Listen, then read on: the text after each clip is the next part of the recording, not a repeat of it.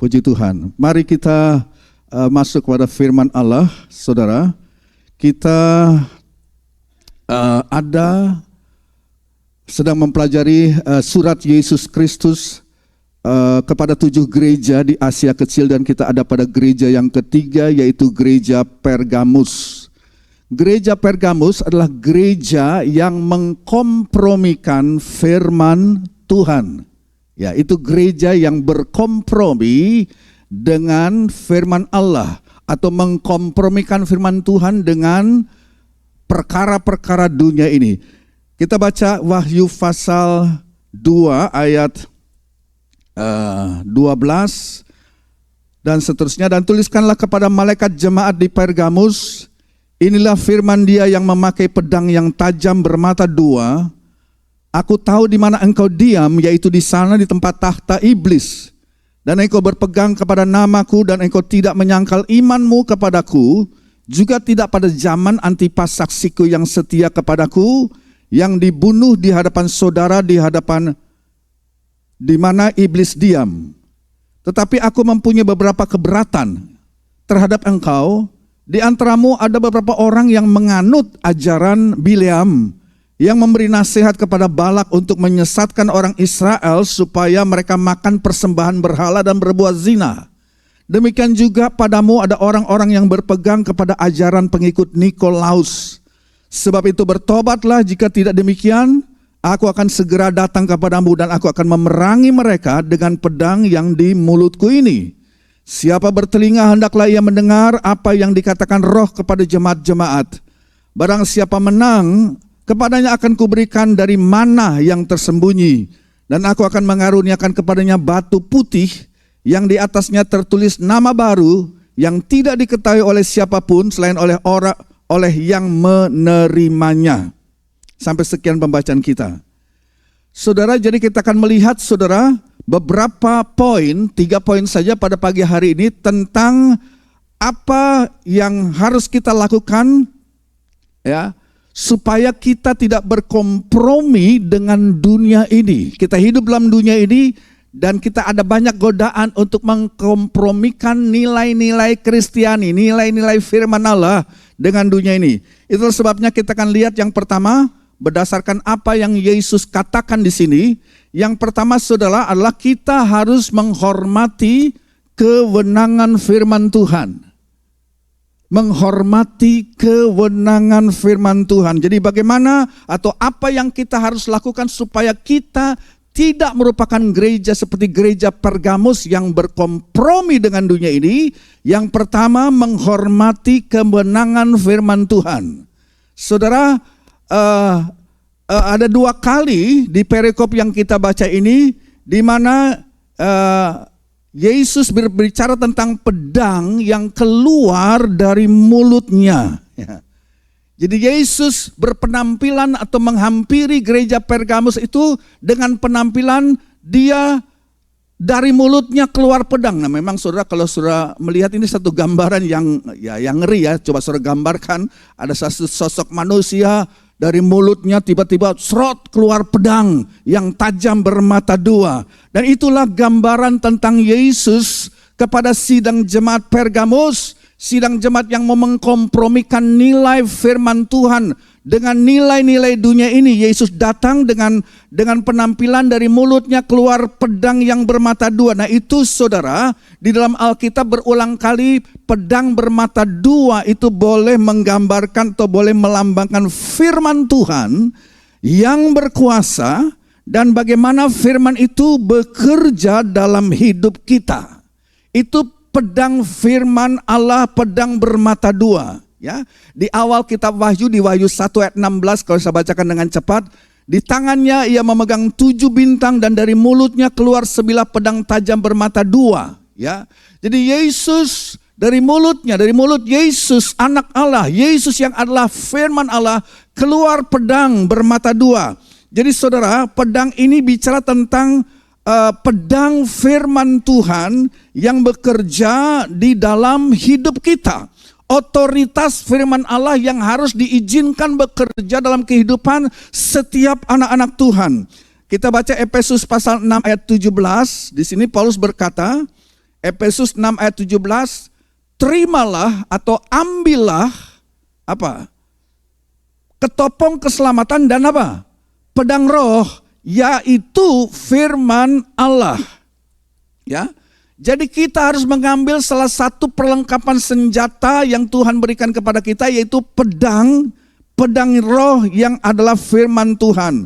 Nah, saudara, kita tahu kita sedang bertempur. Di sini bicarakan tentang pertempuran yang kita hadapi di dunia ini, yang kita hadapi bertempur melawan kuasa jahat di udara, melawan iblis, ya. Dan pertempuran itu terjadi di dalam pikiran kita, dalam hati kita, saudara. Dan kita ingat waktu Yesus, saudara, berpuasa, dia dipimpin Roh Kudus 40 hari 40 malam, dia ada di padang belantara, saudara, dan dia berhadapan dengan si iblis pada hari yang ke-40.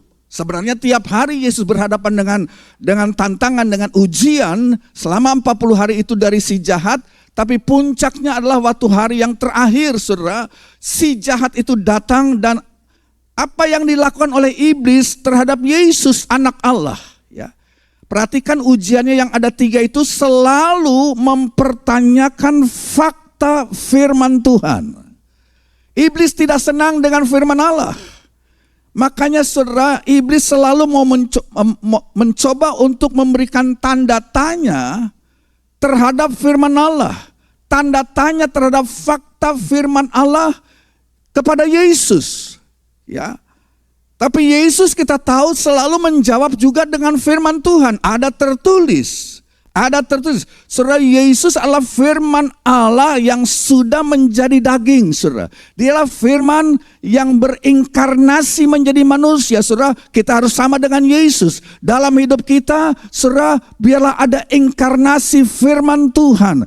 Ada firman Tuhan yang berotoritas, saudara, meresap menjadi darah daging dalam hati kita, dalam hidup kita, saudara.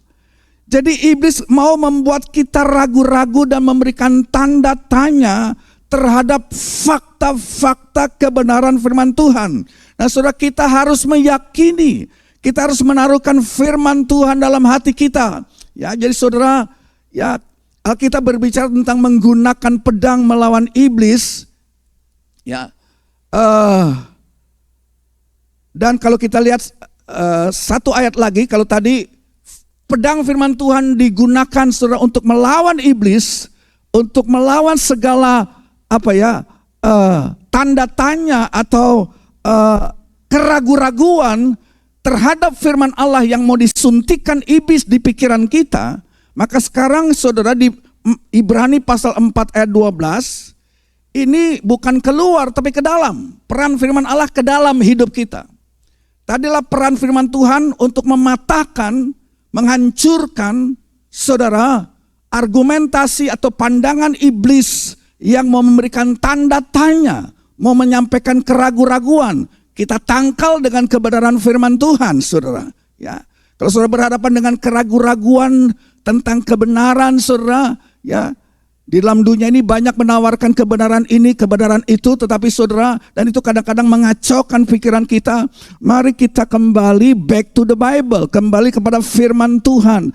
Dia yang akan menangani segala keraguan-raguan, akan mengusir segala, saudara, kebingungan di dalam pikiran kita. Nah, itu keluar. Tapi sekarang Ibrani 4 ayat 12 itu firman Tuhan yang bekerja ke dalam diri kita sendiri. Ya, jadi firman Tuhan itu bermata dua, bisa keluar menyerang musuh, tapi juga bisa ke dalam, ya, untuk dia harus bekerja di dalam hidup kita. Ibrani 4 ayat 12, sebab firman Allah hidup dan kuat dan lebih tajam daripada pedang bermata dua manapun, ia menusuk amat dalam sampai memisahkan jiwa dan roh, sendi-sendi dan sumsum. Ia sanggup membedakan pertimbangan dan pikiran hati kita. Jadi saudara, sekarang kita sedang berbicara Ibrani 4 ayat 12 tentang peran firman Tuhan ke dalam hidup kita sendiri. Ya, kita nggak bicara kita memakai firman Tuhan keluar untuk mematahkan argumentasi si setan yang mau coba disuntikan di pikiran kita.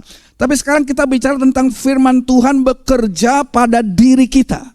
Kita harus izinkan firman Allah menyelidiki hati kita, bekerja dalam diri kita, dan dikatakan firman itu menembus, pedang itu menembus langsung ke motivasi hati kita yang terdalam, saudara. Ya, firman itu langsung tertuju menusuk hati kita yang terdalam. Firman ini memiliki kuasa untuk memilah motivasi hidup saya dan saudara. Dia bisa memilah, dia bisa membedakan motivasi yang sesuai dengan firman Allah dan motivasi hidup kita yang tidak sesuai dengan firman Tuhan. Ya, jadi saudara, Yesus datang kepada gereja Pergamus ini, gereja yang sedang bergumul, gereja yang sedang bingung, gereja yang mau mengkompromikan kebenaran firman Tuhan. Dia berbicara tentang pedang yang tajam, yaitu kuasa, otoritas firman Allah.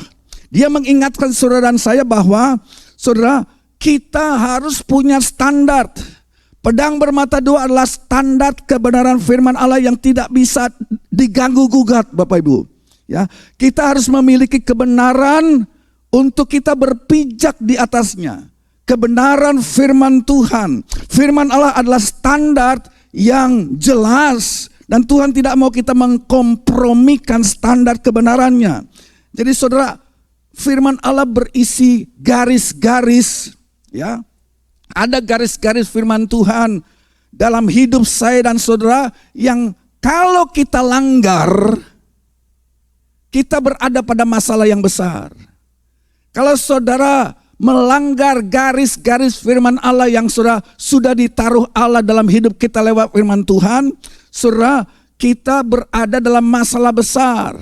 Dan kita bersyukur bahwa Alkitab memberitahu saya dan saudara apa itu, ya, nilai-nilai, apa itu garis-garis yang tidak boleh kita lewati. Kalau kita lewati, kita berhadapan dengan masalah. Ya. Kalau saya melampaui batas-batas yang sudah ditaruhkan oleh firman Tuhan, saya akan melukai diri saya sendiri. Dan bukan cuma diri saya juga akan melukai orang-orang di sekitar saya. Dan bukan cuma melukai saya dan orang-orang di sekitar saya, tapi juga melukai hati Tuhan yang mempunyai firman Allah itu sendiri, saudara. Ya, dan saudara, pagi ini biarlah, ya, kita berdoa kepada Tuhan. Tuhan, ya, tolong ajar aku untuk mempercayai firman-Mu. Ya, bantu aku untuk belajar mempercayai firman Tuhan lebih daripada perasaanku sendiri, lebih daripada nilai-nilaiku sendiri. Tuhan, tolong aku untuk aku lebih mengutamakan firman-Mu daripada pendapatku sendiri atau pendapat apapun dalam dunia ini. Tolong ajar aku untuk lebih mempercayai firman-Mu daripada apapun, saudara. Nah, semakin saudara mempercayai firman Tuhan, maka semakin banyak sukacita dalam hidup saudara. Semakin saudara mempercayai firman Allah, maka semakin ada banyak damai sejahtera dan saudara tidak mempunyai kebingungan. Kebingungan terjadi karena kita berkompromi, ya, dengan dunia ini terhadap nilai-nilai firman Tuhan. Ya. Nah, saudara, jadi Yesus datang kepada gereja di Pergamus dan dia mau bilang begini, ya, aku ingin kamu mengakui kuasa firman-Ku. Ya. Aku ingin kamu mengetahui bahwa firman-Ku itu pedang tajam bermata dua. Dan saudara tahu, saudara, dalam ayat yang lain bahwa Tuhan menghancurkan musuh-musuhnya. Musuh-musuh Tuhan yang menantang Tuhan kalau dia datang pada kali yang kedua adalah si antikristus, si iblis sendiri, mau melawan Tuhan dan kedatangannya. Dan dikatakan mereka dihabiskan, dimusnahkan, saudara, dengan pedang yang keluar dari mulut Allah. Jadi saudara, ini pedang firman Tuhan itu begitu berkuasa, begitu berotoritas, begitu berwibawa, sampai iblis pun, antikristus pun tidak dapat bertahan. Kalau Yesus datang pada kali yang kedua, dia akan datang dengan wewenang, dengan otoritas firman Tuhan. Dan saudara, marilah kita berdoa dan mohon Tuhan, biarlah aku mempunyai dan menaruhkan otoritas firman-Mu di dalam hidupku yang terdalam. Aku ingin, kata Tuhan, kamu mengakui, tunduk kepada otoritas firman-Ku. Itulah cara kita menghilangkan segala kompromi, kita menaruhkan firman. Otoritas itu nomor satu. Tuhan sangat meninggikan firman-Nya, saudara. Firman-Nya Allah di atas segala perkara. Jadi apakah saudara bingung keputusan apa yang mau diambil? Kembali kepada firman Tuhan. Back to the Bible. Ya. Apakah saudara bingung tentang kebenaran? Banyak orang sekarang memperdebatkan apa itu kebenaran. Kembalilah kepada firman Tuhan, sebab firman Tuhan adalah kebenaran yang memerdekakan kita. Nah, itu yang pertama, saudara. Itu yang pertama. Yang kedua, Yesus mengatakan hal yang kedua kepada gereja yang tadi saya katakan, gereja yang berkompromi, ya, adalah, boleh ditampilkan nomor 2, menyadari bahayanya kebohongan. Ya, di dalam dunia ini banyak kebohongan. Bahkan di dalam gereja sekalipun ada kebohongan yang mau dimasukkan oleh iblis melalui agen-agennya, saudara. Ya. Jadi sadari bahaya kebohongan. Dan Yesus berkata kepada jemaat Pergamus, dia bilang tadi kita sudah baca, aku tahu di mana kamu tinggal. Kamu tinggal di tempat di mana iblis duduk atau iblis bertahta, nggak main-main, saudara. Ya. Namun kamu telah setia kepada namaku, puji Tuhan. Kamu tetap setia, bahkan waktu salah satu anggotamu yang namanya Antipas dibunuh karena tidak mau mengkompromikan kebenaran firman Tuhan. Aku tahu itu semua, ya. Jadi kamu tetap setia bahkan ketika seseorang dari anggota gerejamu itu dibunuh karena imannya. Kamu tetap setia, ya saudara. Tapi itu perkataan itu belum selesai. Ya. Ada sambungannya, dikatakan, namun demikian, aku punya sesuatu yang mengganjal. Saya pakai istilah demikian. Aku mempunyai beberapa hal yang harus aku kasih ingat kepadamu. Saudara, surat kepada 7 gereja ini bukan hanya berlaku untuk gereja-gereja di Asia Kecil 2000 tahun yang lalu, tapi ini ditulis juga untuk menjadi pelajaran buat kita, untuk menegur kita. Dan di sini yang kedua adalah sadari akan bahayanya yang namanya kebohongan yang terjadi. Jadi saudara, jadi pertama-tama Yesus memuji. Ya, kalau ada hal yang perlu dipuji, ya dipuji. Itu Yesus demikian. Ya, banyak orang ya udah tahu anak kita berbuat baik tapi tidak dipuji, takut makan puji katanya. Oh enggak. Yesus tahu menghargai, saudara.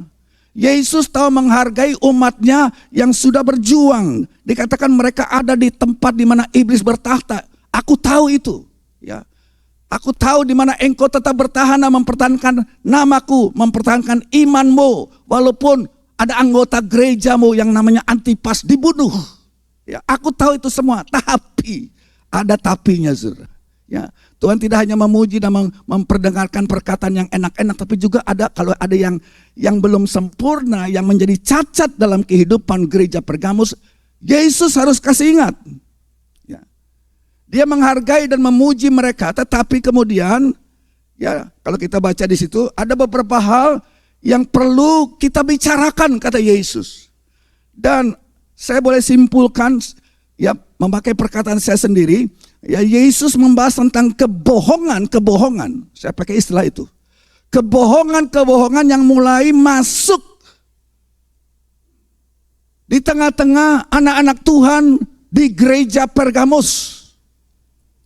Ya, jadi ini gereja yang luar biasa sebab dipuji oleh Tuhan. Mereka sudah berdiri bagi kebenaran. Tadi kita sudah lihat, mereka mempertahankan nama Tuhan. Mereka bertahan di tengah-tengah penganiayaan, saudara. Mereka berdiri di satu tempat yang paling sulit mungkin di dunia, sebab di situ iblis bertahta. Di kota Pergamus iblis itu bertahta. Ya. Tetapi bagaimana mereka sekarang mulai termakan dengan kebohongan yang masuk ke dalam gereja. Hati-hati, saudara. Kesimpulannya begini, kalau iblis tidak bisa menghancurkan saudara dengan datang langsung menyerang saudara lewat ujian di luar, lewat tantangan iman, lewat penganiayaan, Ya, saudara tidak tergoyahkan, kita bertahan. Dia bisa datang seperti singa yang mengaum. Tapi kalau itu tidak berhasil, dia akan datang dengan tipuan. Nah, ini bahaya, saudara. Dia akan datang dengan yang namanya kebohongan-kebohongan yang kalau kita tidak jeli melihatnya, kita tertipu. Ya, iblis dapat menyusup sebagai ular. Ya, dia digambarkan dalam Alkitab sebagai singa yang mengerikan, yang mengaum. Ya, tapi juga sebagai ular yang menipu. Ya. Nah, kadang-kadang saudara, hal ini juga bisa terjadi dalam kehidupan kita. Ya. Kita bisa bertahan waktu berhadapan dengan aniaya. Kita bisa bertahan waktu ada orang yang mau berdebat soal kebenaran firman Tuhan. Wah, kita jago, saudara, bicara kitab Wahyu, bicara ini dan itu, bisa kita. Tapi ada kebohongan-kebohongan kecil yang menyusup masuk, yang bisa menghancurkan semuanya, yang menciptakan kompromi dalam hidup kita. Dan itu terjadi kepada sidang jemaat Pergamos. Walaupun tidak semua, ada beberapa dari mereka, tidak semua, saudara. Jadi mari kita lihat apa yang terjadi di gereja Pergamos di sini. Ya, jadi Yesus berbicara tentang fakta bahwa mereka memang tinggal, ada 3 hal, saudara. Mereka tinggal di tempat di mana satu, tahta iblis ada di situ. Dan yang kedua, Yesus bicara tentang ajaran Bileam yang masuk ke sana. Dan yang ketiga, ajaran Nikolaitan. 3 hal. Nah, kita akan pelajari jenis kebohongan apa yang kita bisa lihat kalau kita bawa ke zaman modern sekarang ini. Dari 3 sisi ini, ya. Tahta iblis ada di situ. Yang kedua, ajaran Bileam, dan ketiga ajaran Nikolaitan. Bileam dan Nikolaitan kurang lebih sama, saudara, rohnya. Ya. Jadi waktu Yesus bicara tentang tahta iblis, ini peringatan buat sidang jemaat Pergamus, ya, tentang kebohongan yang saya sebut sebagai kebohongan yang populer. Kebohongan yang menjadi tren. Menjadi tren, semua orang juga terima. Kenapa kamu gak mau terima? Nah, kayak gitu kurang lebih, saudara. Maksudnya begini, saudara, ya.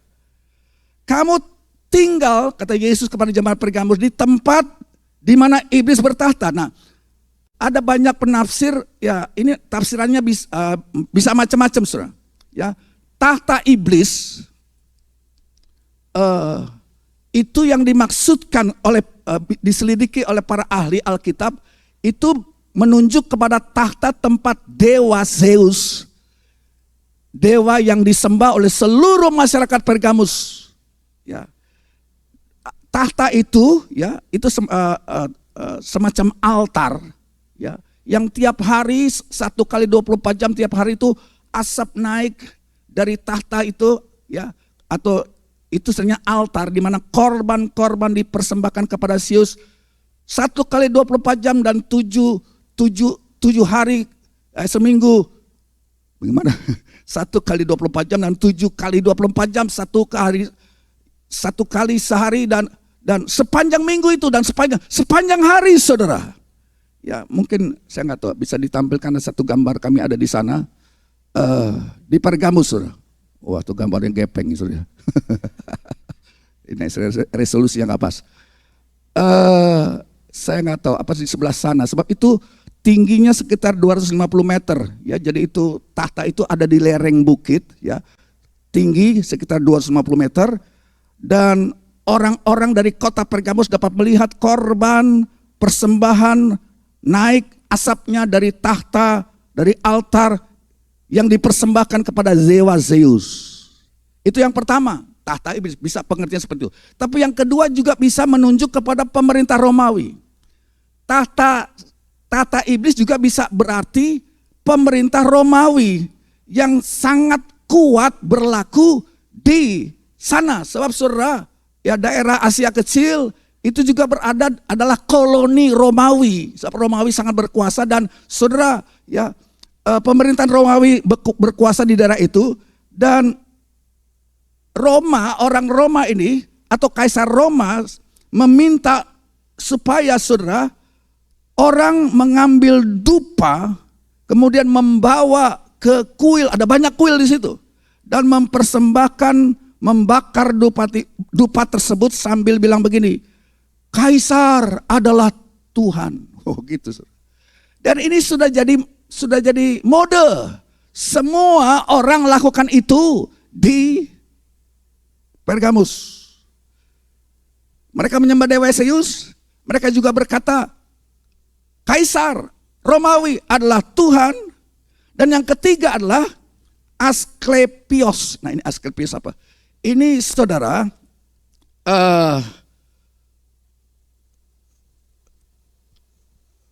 Asklepios ini adalah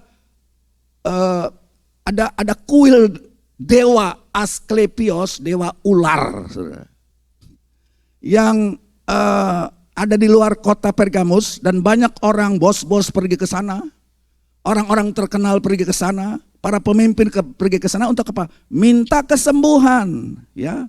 Mereka mau berdoa untuk kesembuhan di kuil Asklepios, simbolnya adalah ular di situ, ya. Dan kita sudah tahu simbol ular masih berhubungan tentu dengan setan-setan, saudara, ya. Jadi saudara, ya terserah saudara mau pilih yang mana daripada tiga hal itu. Tetapi saya mau simpulkan begini, ya. Ini populer. Tiga hal ini, penyembahan kepada Kaisar, ya, berdoa kepada Kaisar, berdoa kepada Asklepios, kesembuhan, ya, minta kesembuhan dari dewa ular, berdoa kepada dewa Zeus, itu umum dilakukan dan merupakan tren populer. Tapi ini sebuah kebohongan, saudara. Ini saya sebut sebagai kebohongan yang populer. Kebohongan yang tren, saudara. Semua orang menyembah Kaisar kok, mengapa orang Kristen tidak mau melakukan? Jadi saudara, orang Kristen pada zaman itu gereja di Pergamus gak mau melakukan itu. Dan mereka mungkin dianggap ketinggalan zaman. Orang-orang pergi menyembah Kaisar. Semua orang mengagumi betapa megahnya kota ini dengan semua kuil-kuil besar. Kuil Asklepios, kuil Zeus dan sebagainya, para dewa Yunani. Mengapa kamu gak mau ikut arus orang banyak? Ini populer di sini. Lu jangan jadi fanatik lah. Ikut-ikutan sedikit gak apa-apa. Semua orang juga pergi untuk disembuhkan di kuil Asklepios. Nah, berapa banyak saya mau tanya anak Tuhan yang sudah berkompromi di sini pergi ke orang pintar. Pergi kepada penyembahan atau saudara mencari kesembuhan kepada dewa-dewi lain yang asing, saudara. Kenapa? Ini merupakan tren. Sebab orang-orang gede, penggede juga pergi ke sana untuk disembuhkan. Mengapa orang Kristen tidak ikut? Jadi ini populer. Ini kebohongan yang populer sudah terjadi di masyarakat. Pergi ke dukun, mencari pertolongan orang pintar dan sebagainya. Jadi salah satu kebohongan terbesar yang saudara dan saya hadapi dalam hidup ini, ya, dan kadang-kadang itu muncul juga dalam hidup kita. Kenapa saya nggak mau gabung dengan mereka? Melakukan penyembahan, karena semua orang juga lakukan. Mengapa kamu tidak sekedar ikut arus orang banyak? Ya, dan saudara, kita tidak mau demikian, saudara, karena kita beriman kepada satu Tuhan aja yang cemburuan. Dia tidak mau kita berbagi cinta dengan yang lain. Ya saudara, iman kita hanya kepada Kristus kali Yesus dan tetap Yesus, kan demikian saudara. Saudara nggak bisa melakukan hal tersebut. Saudara tahu nggak, saudara, di zaman sekarang, kita kenal dulu mungkin 1 tahun yang lalu atau beberapa bulan yang lalu, ya, kekristenan progresif. Itu jadi tren anak-anak muda sekarang, saudara. Ya saudara, ini pandangan Kristen progresif sebenarnya berhubungan dengan pluralisme. Pluralisme artinya nggak ada kebenaran mutlak. Itu menurut mereka.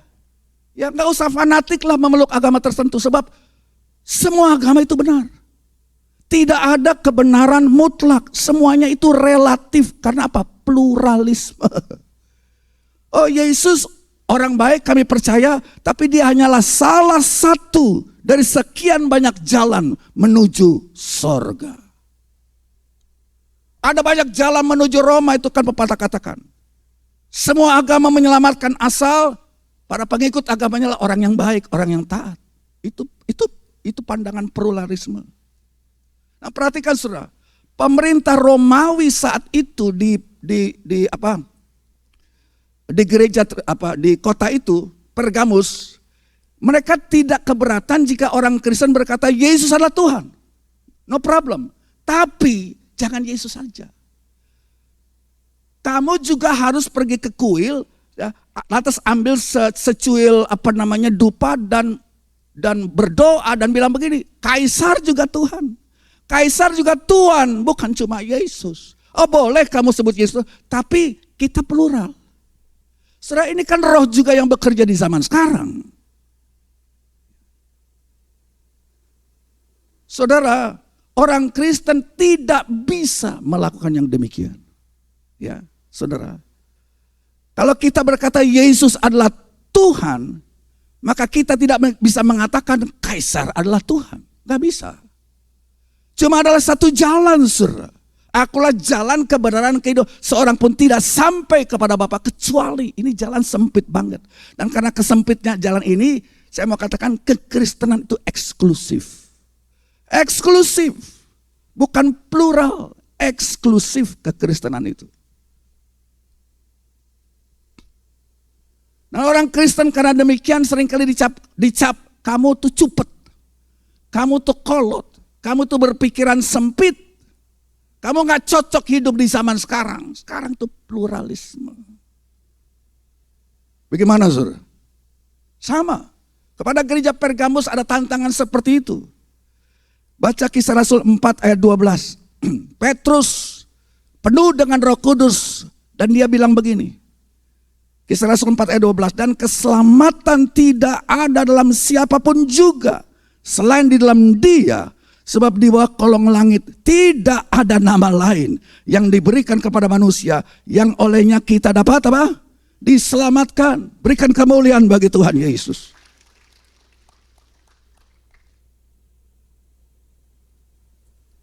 Nah, kebohongan tersebut diikuti lagi dengan kebohongan yang lain. Ya, ada kelompok yang disebut kelompok yang memegang doktrin atau ajaran dalam bahasa Inggrisnya itu doktrin Bileam. Itu ada dalam gereja saat itu di Pergamus. Apa itu ajaran Bileam? Ini saya sebut sebagai kebohongan yang menekankan tentang keplesiran dunia ini. Silakan, boleh dinikmati orang-orang percaya. Anda boleh bersenang-senang dengan kedaginganmu. Tuhan kan penuh cinta. Ini yang Pastor Kongki katakan crazy grace, anugerah yang kelebihan, saudara. Tuhan kita lah Tuhan yang penuh dengan anugerah. Dia penuh dengan kasih karunia. Jadi harap kamu bisa bedakan antara tubuh dan rohmu. Dan tubuh dan roh itu terpisah. Ya, apa yang kamu lakukan dalam tubuh jangan dibawa masuk ke dunia roh. Gak ada hubungannya. Jadi kamu bisa berdosa. Bikin semaumu, ikuti apa kemauanmu di tubuhmu, itu tidak kena terhadap imanmu. Celaka saudara yang kayak begini. Ya, ini yang disebut sebagai ajaran antinomianisme. Ya, kalau kita belajar teologi ya. Nah, kalau kita pelajari lebih lanjut ini tentang doktrin Bileam, kebohongan dari keplesiran dunia ini, kesenangan dunia ini yang ditawarkan. Kita ingat kasus Bileam kan terjadi dalam kitab Bilangan, saudara bisa pelajari Bilangan pasal 22 sampai 25 saudara. Ya, Israel itu ditakuti oleh seorang raja Moab namanya Raja Balak. Raja Balak akhirnya panggil seorang nabi yang cespleng. Kalau nabi itu ngomong pasti terjadi. Nabinya namanya Bileam. Ya. Jadi Raja Balak bilang, aku takut ini bangsa Israel luar biasa. Gak ada yang tahan di hadapan mereka, tapi aku tahu kamu juga sakti. Kamu nabi Tuhan, kalau kamu ngomong A itu terjadi. Jadi sekarang Balak bilang kepada Bileam, kutuk itu bangsa Israel. Sumpah serapah mereka dan aku tahu pasti perkataanmu itu jadi. Nah herannya Bileam kok nurut saudara. Dia itu nabi Tuhan. Dan itulah hebatnya saudara. Hebatnya Tuhan Allah Israel waktu Bileam berdiri di atas gunung dan mulai coba mengutuk. Mulutnya diputer. Dia dikuasai Roh Kudus, bukan kata-kata kutuk yang disampaikan, kata-kata berkat yang disampaikan. Saudara, saya mau katakan, anak Tuhan yang sungguh-sungguh perkemahan orang Israel itu nggak bisa kena kutuk. Kalau saudara kena kutuk, ada yang nggak benar dengan saudara. Saudara, waktu Bileam, saudara, yang disewa oleh Raja Balak, berdiri atas kemuncak gunung dan melihat perkemahan orang Israel, dan perkemahan orang Israel itu berbentuk tanda salib. Tanda salib. Dia mengutuk, nggak bisa. Ya malah kata-kata berkat yang dikeluarkan oleh Bileam, dan ini bikin marah Raja Balak. Wah, kenapa kamu ngomong kayak begitu? Dan itu bolak-balik berkali-kali, gak bisa dikutuk. Malah kata-kata berkat, malah ada ramalan bahwa saudara Israel akan menghancurkan Moab. Malah kebalik, saudara. Itu ramalan disampaikan oleh Nabi Bileam, yang notabene dibayar untuk mengutuk. Gak bisa, itu berbalik. Ya. Nah, ada persoalan. Heran, saudara. Ini Nabi Sontoloyo, saya bilang, saudara, ya. Ini Nabi udah tahu bahwa bukan kehendak Tuhan mengutuk umatnya, tapi dia diiming-imingi oleh duit. Lantas apa? Dia bilang begini. Ya. Jadi walaupun Nabi itu tidak bisa mengutuk, dia kepingin mengutuk tapi gak bisa, tapi dia tetap berkompromi, dia tetap ngambil waktu bicara secara pribadi dengan Raja Moab, dan dia kasih solusi begini. Kamu mau gak supaya bangsa Israel terkutuk? Aku tidak bisa mengutuk mereka, tetapi ada satu hal yang aku tahu bisa kamu lakukan. Jadi begini caranya. Kamu punya cewek-cewek cantik, ya, tawarkan biar mereka menari-nari di hadapan anak-anak muda Israel. Nah, dan apa yang terjadi, saudara, melalui jurus Bileam ini, saudara, yang akhirnya menjadi doktrin ajaran Bileam dalam kitab Pergamus, adalah menawarkan, saudara, ada banyak perempuan-perempuan boleh datang ke Israel, dan terjadilah hubungan asusila, hubungan saudara seksual. Dan Tuhan sudah katakan, jangan kamu membangun hubungan dengan dunia ini, tapi lewat cara Bileam, lewat tipuan yang diberikan oleh Bileam. Bileam tidak tidak bisa membunuh mereka atau mengkutuk mereka. Dia seorang nabi Tuhan, ya, tapi tetap dia cari cara lain. Dia kasih tahu kepada Raja Balak, kalau mau Tuhan mengutuk mereka, kamu kasih kawin campur, keluarkan jurusmu, kasih cewek-cewek cantik kepada mereka, biar mereka bersinah, berbuat asusila, mengadakan hubungan seksual dengan mereka. Dan betul, kejadian 24.000 orang terbunuh dari orang-orang Israel gara-gara kasus Bileam ini. Bisa saudara baca tuh di bilangan tadi, ya, 22 sampai 25. Nah, ini merupakan doktrin yang dibawa masuk ke gereja Pergamus ribuan tahun kemudian. Ya, dosa kesenangan yang ditawarkan oleh, dalam tanda kutip, hamba Tuhan sekali Bileam. Hati-hati, saudara. Mereka mengikuti nasihat Bileam yang notabene adalah seorang nabi Tuhan. Nah, lucunya, saudara, arti nama Bileam itu artinya gelutan. Gelutan, rakus, pelahap, itu Bileam. Bagaimana seorang hamba Tuhan yang diurapi dan bisa bernubuat tapi pelahap? Ada sesuatu yang tidak benar dalam ini. Tadinya mungkin nabi benar tapi berubah menjadi nabi palsu karena dia mengkompromikan sesuatu yang tidak benar dan dia mengajarkannya kepada orang lain. Dan ini semacam doktrin yang masuk ke gereja Pergamus. Ini semacam kebohongan. Ya, mungkin ada orang-orang, nah bahaya, saudara, kalau orang dari dunia luar yang bukan Kristen ngajar kepada. Tapi kalau ada hamba Tuhan, ada orang Kristen yang ngajar, ya, apalagi ngajar yang kedengarannya buat daging itu enak. Ya, kamu bisa bikin apa yang kamu mau. Tuhan baik kok. Nikmati saja. Siapa yang tahu Tuhan akan tetap mengasihi engkau. Dia akan selalu mengampunimu. Tuhan kan penuh dengan kasih karunia, penuh dengan grace. Ini yang kita sebut sebagai crazy grace. Jangan saudara bermain-main dengan kasih karunia Allah. Ada banyak hamba Tuhan mungkin memakai kasih karunia ini, tapi mereka berkompromi dengan dosa. Oh, nggak apa-apa, aku bikin zina, aku bikin ini, aku nyolong duit, nggak apa-apa. Tuhan penuh aku pisahkan apa yang aku lakukan dalam tubuh tidak ada kaitannya dengan itu. Gnostisisme, saudara. Apa yang dilakukan oleh tubuh tidak ada kaitannya dengan roh. Sesat. Dan itu masuk. Ini bentuk kebohongan yang terjadi. Ya, apa yang aku lakukan dengan tubuh ini tidak akan mempengaruhi hatiku. Apa yang aku lakukan dalam daging ini tidak akan mempengaruhi pikiranku, tidak akan mempengaruhi rohku, karena itu terpisah. Salah ini, saudara. Coba baca surat Yudas. Yudas 1 ayat 4. Yudas sudah kasih ingat, hati-hati sebab ternyata ada orang tertentu yang telah masuk menyelusup di tengah-tengah kamu. Siapa mereka? Yaitu orang-orang yang telah lama ditentukan untuk dihukum. Nah, perhatikan, mereka adalah orang-orang yang fasik. Apa, saudara? Yang apa? Menyalahgunakan kasih karunia Allah kita untuk apa? Melampiaskan hawa nafsu.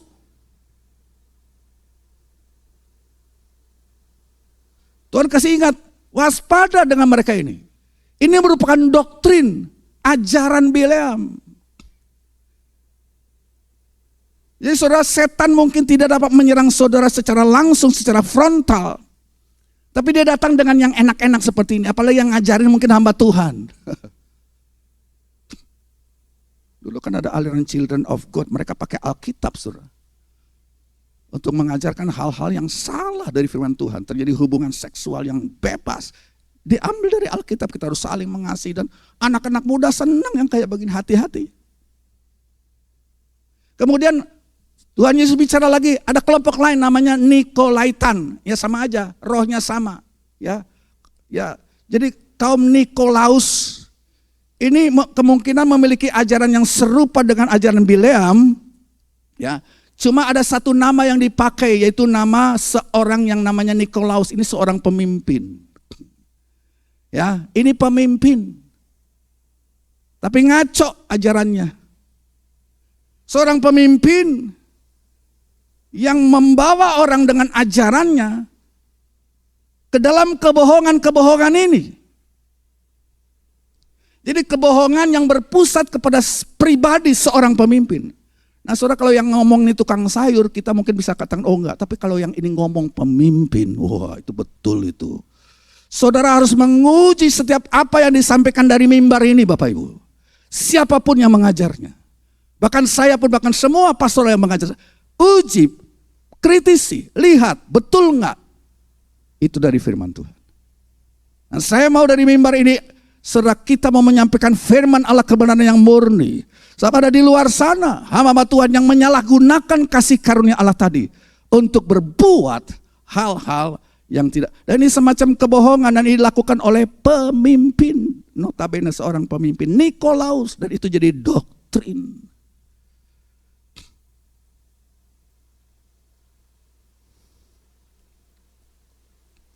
Jadi saudara, kenapa bisa masuk kebohongan-kebohongan ini ke Pergamus? Jalan masuknya, caranya adalah melalui relationship. Melalui yang namanya hubungan.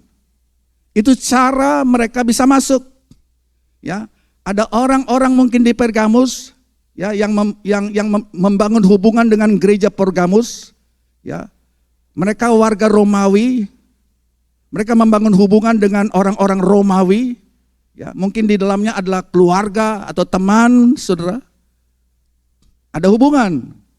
Atau Bileam seorang nabi Tuhan, ya, memberikan nasihat-nasihat tertentu untuk mengirim beberapa wanita ke dalam perkemahan orang Israel agar ada hubungan yang bisa terbangun.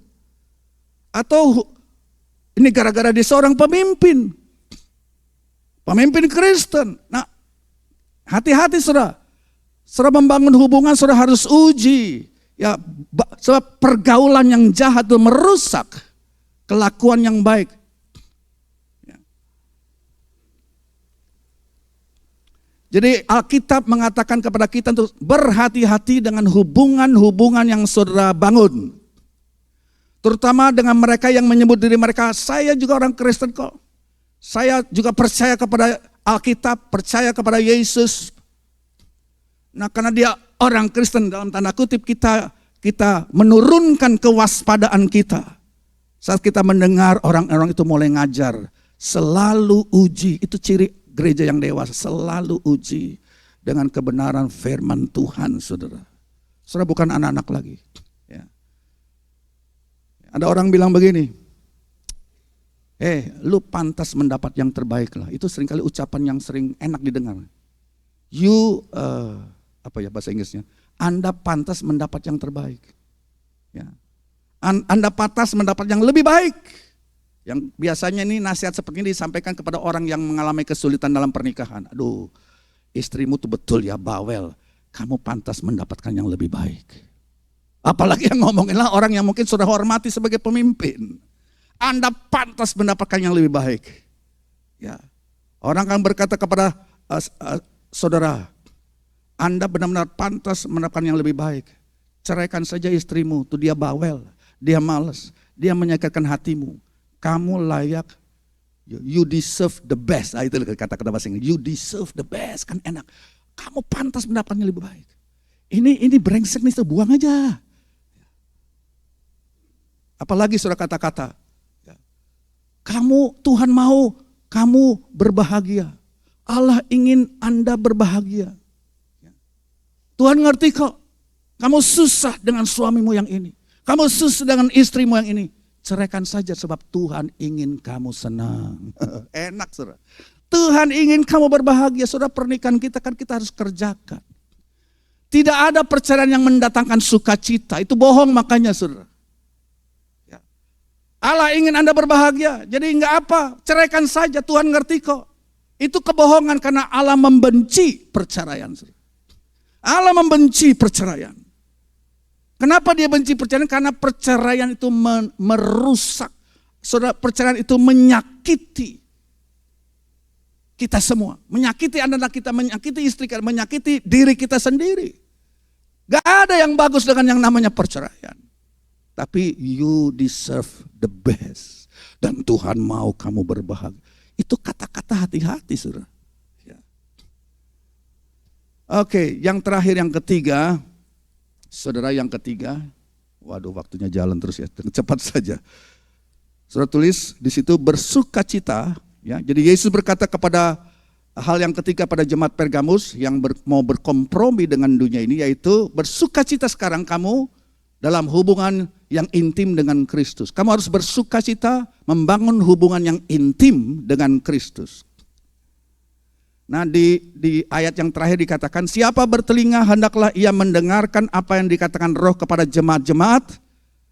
Ya, barang siapa menang, kepadanya akan kuberikan dari mana yang tersembunyi, dan aku akan mengaruniakan kepadanya batu putih yang di atasnya tertulis nama baru yang tidak diketahui oleh siapapun selain oleh yang menerimanya. Nah saudara, yang menang artinya yang tidak berkompromi, yang tidak mengkompromikan firman Allah. Seperti yang dilakukan oleh beberapa orang di Pergamus. Aku berikan dua hal kata Yesus. Ya, barang siapa menang, ku berikan mana yang tersembunyi satu, dan kedua ku berikan batu putih yang ada nama tertulis di atasnya, yang cuma tahu nama itu hanyalah yang diberikan. Orang lain nggak tahu. Ini sangat rahasia. Nah, mana yang tersembunyi? Maksudnya begini, saudara. Kita ingat bangsa Yahudi 40 tahun di padang belantara dipelihara oleh mana. Mana dari surga, saudara. Ya. Dan kemudian saudara, Allah memerintahkan kepada Musa untuk mengambil sejumput mana, ya, masukkan ke dalam pot, disembunyikan, dimasukkan ke dalam peti perjanjian, tutupan grafirat. Ya. Dan itu mana nggak bisa busuk-busuk. Ya, kalau mana yang di luar, kalau disimpan oleh bangsa Israel, besoknya dia busuk.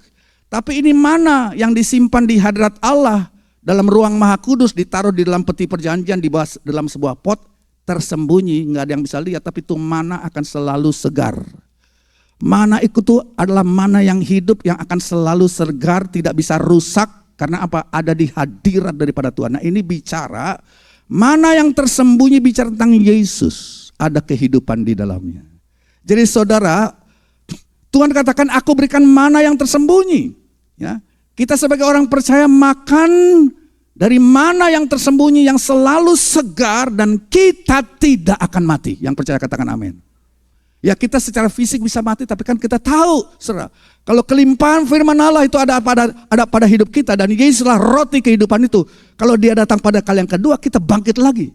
Atau kalau kita lah gereja pengantin Kristus yang masih terus hidup sampai Yesus datang pada kali yang kedua, kita tidak mengalami kematian, tubuh kita diubahkan menerima tubuh yang tidak bisa mati lagi.